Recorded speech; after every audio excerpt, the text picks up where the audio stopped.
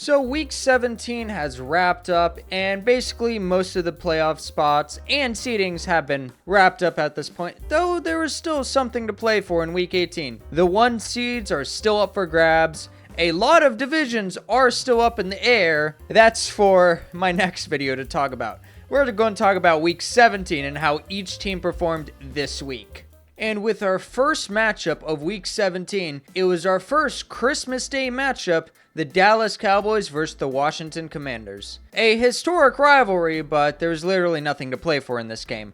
Both teams were eliminated. Dallas Cowboys, they tried, but man, they just were not good this year. And they actually have a chance to be a perfect 500 in a 17-game season, which is kind of crazy. And the Commanders, well, they put up a fight, but they're down 2 quarterbacks, so it was a bit of a tough matchup. The Cowboys, of course, got out to an early lead, but it actually got a little bit interesting there in the second half with the Commanders putting up some points, and the Cowboys, Brandon Aubrey's been missing kicks all of a sudden. It's weird. But the Commanders had a chance at the end of the game, but ultimately it wasn't enough. Ja'Cory Krosky-Merritt is finally putting together some nice games. Maybe he'll be the running back for them like we thought he was going to be this year, but I don't know. They just weren't playing him for some reason. Maybe next year is a better year for them, but if they didn't have confidence in Ja'Cory Krosky-Merritt, he's probably not going to be a great running back for them, but who knows. The Cowboys, I'm going to put in A tier. I mean, they just look like the better team overall, but they nearly gave it away there at the end, but it really wasn't enough. And for the Commanders, I'll put in C tier for at least putting up a decent fight with who they had on the roster, so I'll give them that much at least. So our next Christmas game was the Detroit Lions versus Minnesota Vikings. This is a Thanksgiving classic, the Lions losing on a holiday. This was a very sad way for the Lions to get eliminated from the playoffs. Max Brosmer did absolutely nothing this game. He had a net total of 10 passing yards. You want to see the craziest defensive carry you'll probably ever see? Well, there's probably been better in NFL history, but this was a mad impressive defensive effort by the Vikings. They showed some fight despite being out of the playoffs, playing for literally nothing, and their starting QB being out. They had no rushing game, but why have running backs when you have Jordan Addison running down the field for 65 yards? Yeah, I mean, the Vikings only had 2 touchdowns on the day, yet 23 points because the Lions could not stop turning the ball over. If you turn the ball over 6 times, you are not winning the game. And that's exactly what happened. Look, there have been some impressive stuff done in the past. Some teams have won even after 5 turnovers, but 6, yeah, you're pushing it. So the Lions, dumpster fire. That was an incredibly sad way to get knocked out of the playoffs. It's clear their coaching staff is not what they were last year. I think they need an offseason to reset, figure things out, decide if they should change coordinators or not. They have the talent, and, well, their defense was riddled with injuries, but even then, there's still some defensive holes, like on the defensive line. Aiden Hutchinson can only do so much by himself. It's back to the drawing board for the Lions. I think they have the talent to come back next year. It was just an unfortunate year for them. Meanwhile, the Vikings, I will put in bottom of A tier. Their offensive performance was terrible, but they had a bunch of short fields, so they didn't really have to go very far to score points. This is mostly a defensive grade. It was an excellent job by their defense. And our last Christmas game, which could have been a really good matchup if the Chiefs were any good, were the Broncos and Chiefs. Yeah, the Broncos do not inspire much confidence, even though they are likely to be the 1 seed. They do not play up to their talent level. Maybe they'll turn it on in the playoffs, but with this game, I get it's an Arrowhead, it's the Chiefs. The Chiefs still have, I wouldn't say exactly a respectable roster. It was pretty much held together by Patrick Mahomes, but this Broncos offense, again, is not consistent and didn't really look good against a Chiefs defense that's, let's be real, is not very good. And the Broncos defense did their job. I mean, the Chiefs offense could not get more than 140 yards of total offense. They could not move the ball. But yet, this was a close game in the fourth quarter, and it took a game-winning touchdown drive to win it for the Broncos. They win their division literally because every other team is destroyed by injuries or is just bad like the Raiders. I'll put the Broncos in B tier for at least winning their division, but this does not inspire confidence in the playoffs. Meanwhile, the Chiefs, I'll actually put in C tier for putting up a decent fight despite being pretty short-handed. They try to give Travis Kelce a nice little send-off. That's if he's retiring, which may be likely. Next up is the Texans versus Chargers, our first Saturday game of this week. I mean, the Texans looked like they could go out to an early huge lead. They put up 2 deep touchdowns in the first quarter, and then their offense literally did nothing for the rest of the game.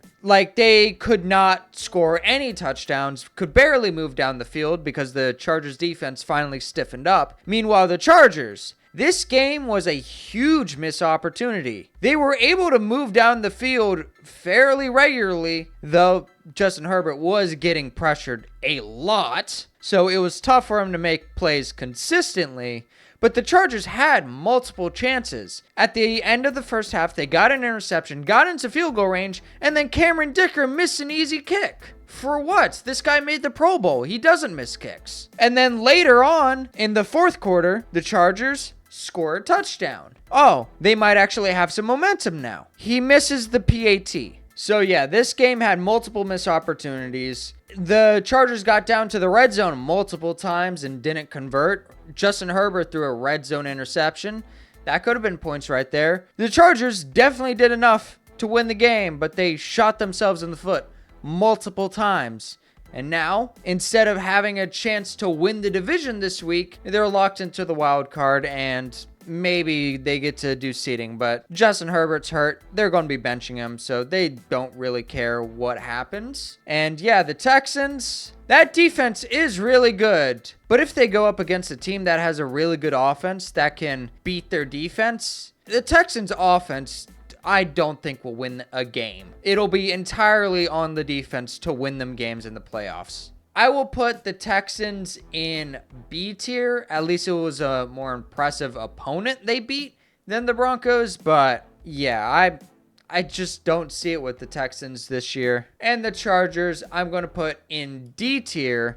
Yes, this was a close game, but they had multiple missed opportunities that they failed to capitalize on. Next up, we have the Ravens and Packers, our Saturday night game, and this was a big surprise. I mean, I guess not entirely because the Packers are destroyed by injury. Jordan Love didn't play this game, and they were missing a lot of defensive players. It was a tough game. Malik Willis played fairly well. He only had 3 incompletions on the night. However, he got knocked out by injury. Clayton Tune had to come into the game, and Clayton Tune threw a pick at the end of the game that basically sealed it. I mean, it was close with Malik Willis in. I mean, it was 27-24, but then the Ravens broke away in the fourth quarter thanks to Derrick Henry putting up 216 rushing yards and 4 touchdowns. This time, they actually used Derrick Henry, and look what happens.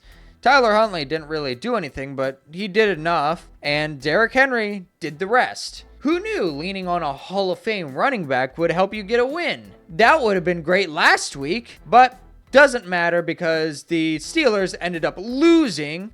We'll talk about that game later. So now the Ravens have a chance at the division in Week 18. I'm going to put the Ravens at S tier. Yes, this was a close game, but I have to give props to Derrick Henry for going absolutely off and helping the Ravens give them a chance for next week. And for the Packers, I'll put in C tier because they put up a really good fight until Malik Willis got knocked out due to injury. Next up, we have the Cardinals versus Bengals, our first Sunday game. I'm not going to talk much about this game because, again, this game doesn't really matter. The Cardinals are just kind of mailing it in at this point. They're not playing for anything, and it's honestly better if they get a better draft pick. Maybe they have a chance at one of the quarterbacks, but not exactly the best year to need a quarterback, but you need to take shots when you have them. So, meanwhile, the Bengals, their quarterback Joe Burrow, looks like he's having fun. He had another nice game here. Chase Brown, I mean, he's kind of the running back we sort of expected at the start of the season with Joe Burrow in. Jamar Chase had a nice game. It was just a solid all-around game for the Bengals. They were efficient on third down, dominated time of possession, 430 yards, no turnovers. Clean game overall, so I'm going to put them in S tier.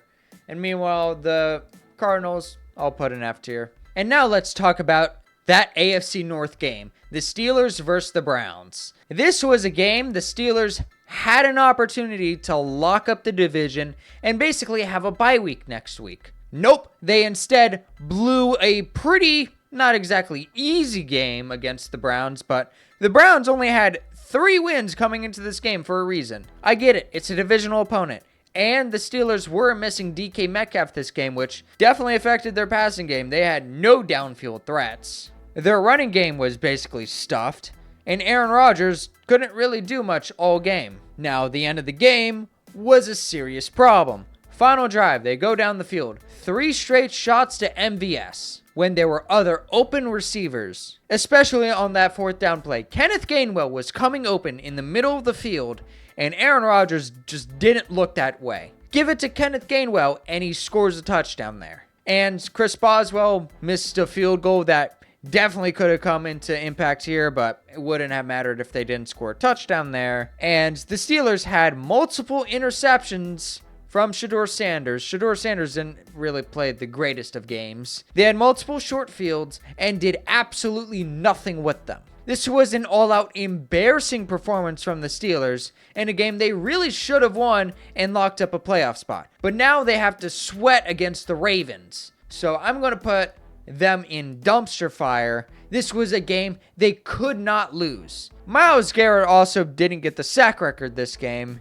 Were they paying too much attention to Myles Garrett? Maybe. It's hard to say. I'm not in their meeting rooms. But I'm going to put the Browns in B tier. They get their monthly win, so good for them. Next up, we have the Saints versus Titans. This was actually a surprisingly good game. I mean, both teams, they put up points. The Saints may have found something in Tyler Shook. I mean, he had a great game. 333 yards of passing, 2 touchdowns, and Estime, their backup running back since Alvin Kamara was out again, also had a nice game. Cam Ward started to show some promise. He had a decent game, except when he had the ball literally ripped from his hands by Chase Young, who then returned it for a touchdown. This was a close game. I mean, the Titans, they definitely had chances to win at the end, but the Saints, they put up 2 touchdowns and got the win in the end. Impressive performance by the Saints, and they actually play in a rather important game next week because something funny the Falcons did. I'll talk more about that game later, but the Saints are actually playing for something next week. Not exactly for them, for another team, but it is an interesting matchup now. Meanwhile, I will actually put the Saints at A tier. I'll put them in front of the Vikings because their offense was really good this game. And Kellen Moore, he has something in Tyler Shook. We'll see how the Saints play next year. And they have a chance to go 7-10 after going winless for a while. So, interesting team now. Meanwhile, the Titans, they put up a fight, but they ended up blowing a few leads there. I'm going to put them in D tier. Wasn't exactly the greatest performance. You could argue C tier. I'm putting it's borderline D and C tier for me. Next up, we have the Jacksonville Jaguars versus Indianapolis Colts. This was a game that was closer than it really should have been. If you watch this game, the Jaguars were clearly the better team. The Colts really only scored on drives where they had short fields thanks to big kick returns. And also they had 1 long touchdown drive thanks to a fumble in the red zone, thanks to the Jaguars running a hook and ladder play that really didn't work out well. The Jaguars drove down the field pretty consistently, but kind of blew opportunities in the red zone multiple times. But in the end, they were just overall the better team. And now they're 1 step closer to winning the AFC South as long as they can take care of business against the Titans, who they are starting to play a little tougher over the past few weeks. I'll put the Jaguars in B tier. We'll put them behind the Texans because Texans,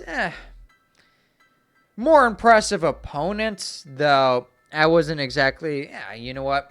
I'm putting the Jaguars in front of the Texans. Sue me. I just wasn't impressed at all by the Texans. Like, it just didn't look like they really had the firepower. Meanwhile, the Jaguars, if they played a little bit better, they were winning this game by at least 3 scores. Meanwhile, the Colts, I will say at least they put up a fight.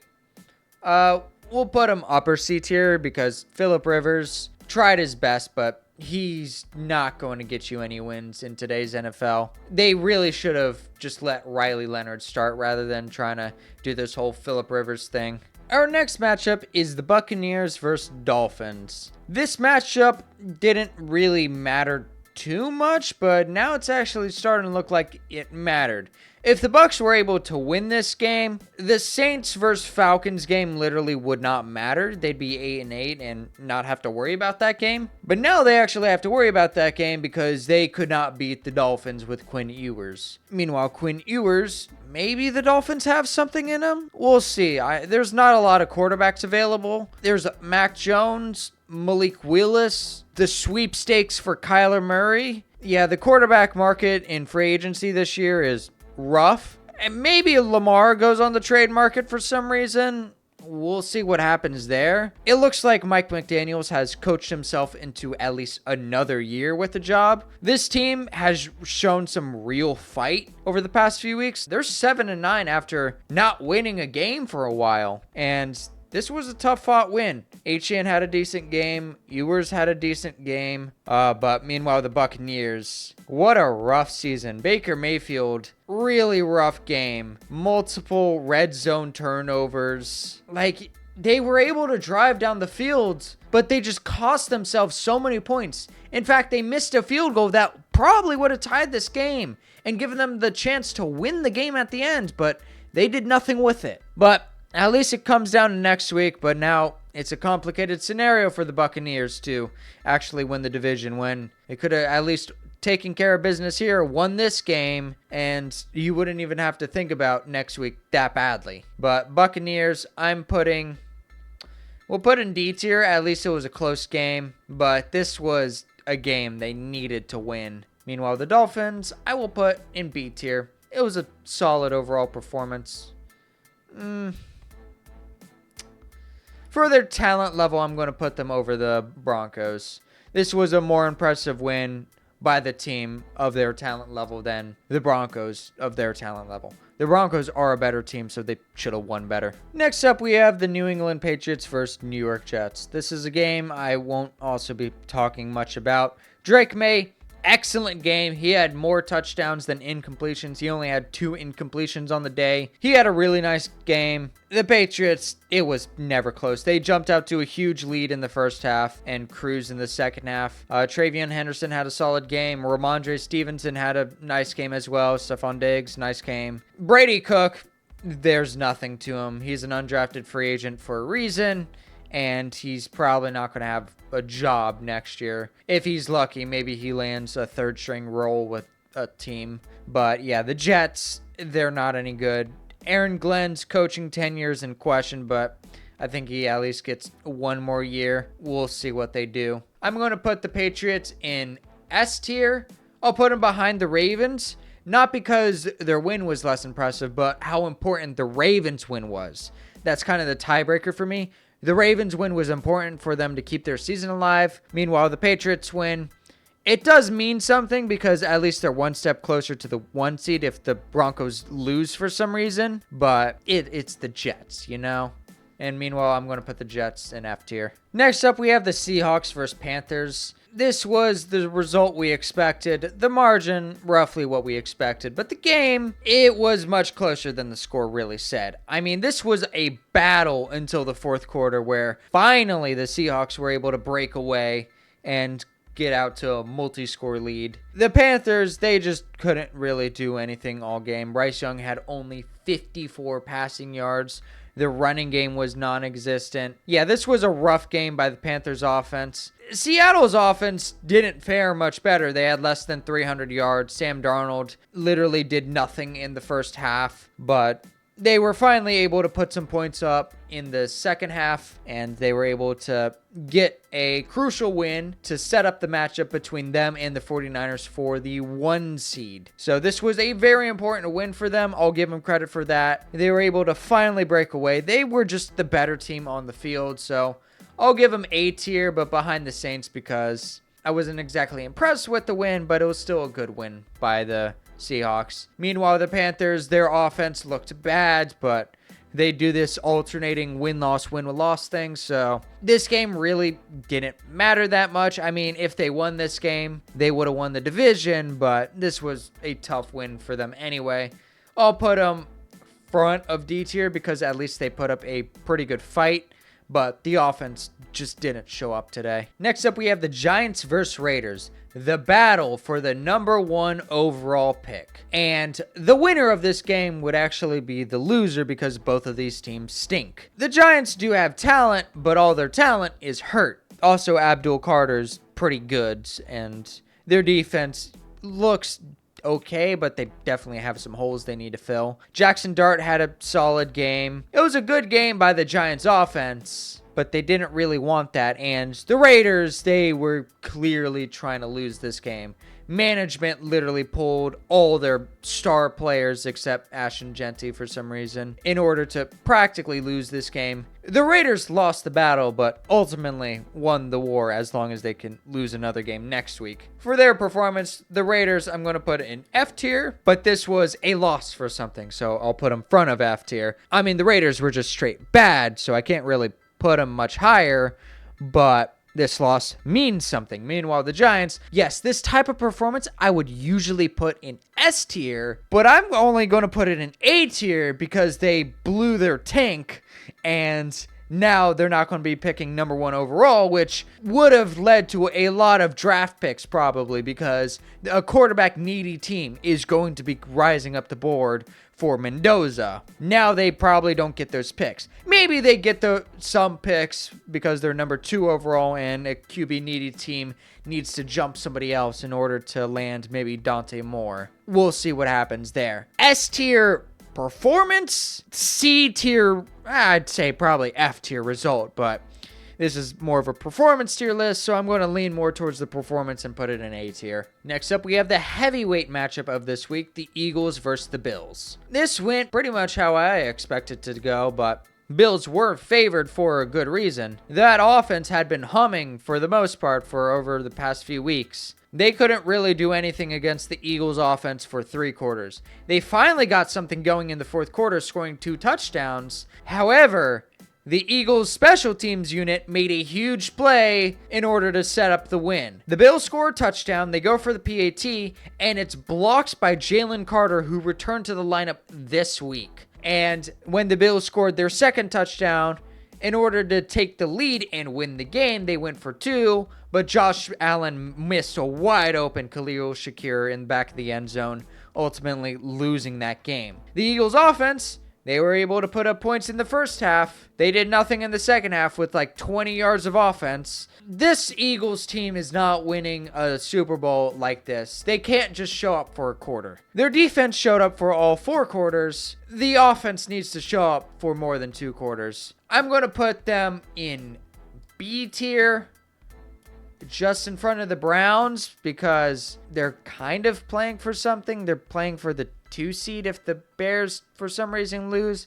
They're probably locked into the 3 seed, but impressive win against a good opponent, but this Eagles team does not inspire confidence going into the playoffs. Meanwhile, the Bills, they put up a fight, missed opportunities at the end. This was a good defense, so I'll put them front of C tier. They had opportunities there at the end. A great special teams play to block the PAT, and then Josh Allen he played himself out of the MVP conversation this year. Granted, he's also dealing with a foot injury, so that could cause some concerns in the playoffs, though. Next up, we have the game of the week, the Bears versus the 49ers. Now, these are 2 playoff teams that are very interesting, and we got a preview of a potential playoff matchup depending on how week 18 goes. The Bears, that offense was flying up and down the field. Same with the 49ers offense. Brock Purdy had an excellent night. And Caleb Williams also had a pretty good night, but he had a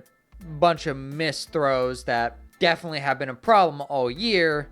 And in the end, he couldn't make the final throw. The 49ers defense finally stepped up and prevented the Bears from scoring the game-winning touchdown. This game came off to a rough start when Brock Purdy threw a pick six to literally start the game. First play of the game, pick six. And the Bears basically held serve the entire game, but these two teams were battling. It was 7-7, 14-14, 21-21, 28-28, 35-35.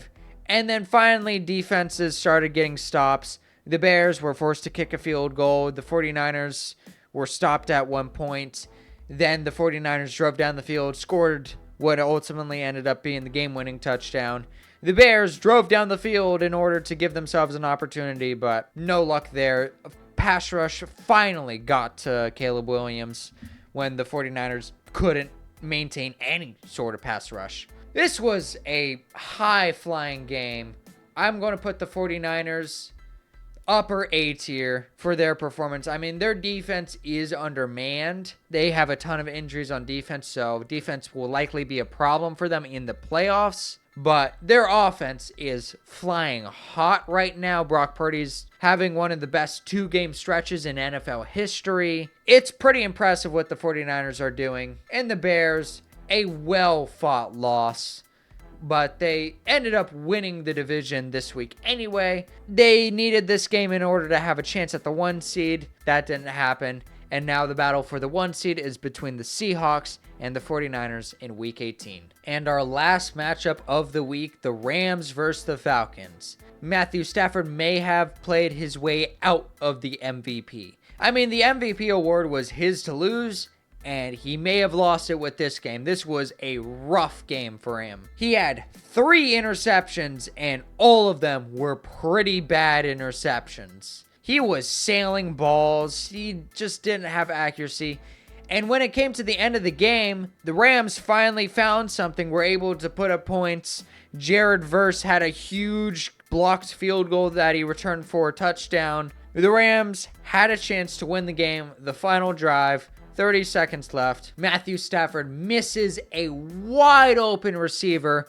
What could have been a touchdown and win the game there, he misses him. Then a missed PI call. Then Puka tries to make a very difficult catch on the sideline, ends up dropping it, and last heave ends up not going anywhere. Yeah, this was a bad loss for the Rams, who still had a chance at the 1 seed. Not really, thanks to the 49ers beating the Bears, but they had chance for seeding in the wild card. That 5 seed would be very valuable, playing whoever wins the NFC South. They might not get that. The Rams no longer inspire all that much confidence. They were easily a top 3 team for most of the year. Now with how they're falling into a slump, I don't know how good the Rams are going to be in the playoffs. Did they peak too early? I don't know. We'll see how they play in the playoffs. Maybe they get back on track, but this was a bad loss by the Rams. I'm putting them in F tier. I'm actually going to put them behind the Raiders because this was a loss they could not afford. And now maybe their only saving grace in the wild card round is in jeopardy. Meanwhile, the Falcons, I'm going to put in A tier for beating a very good opponent. I'll put them in front of the Giants because not only do they screw the Rams in terms of draft pick, they have a chance to screw over the Buccaneers next week. Okay, so I had been alluding to this game the entire video. What is going on? So what happens is if the Buccaneers beat the Panthers, okay, in most cases, they would just win the division. However, there's a little bit of wrinkle.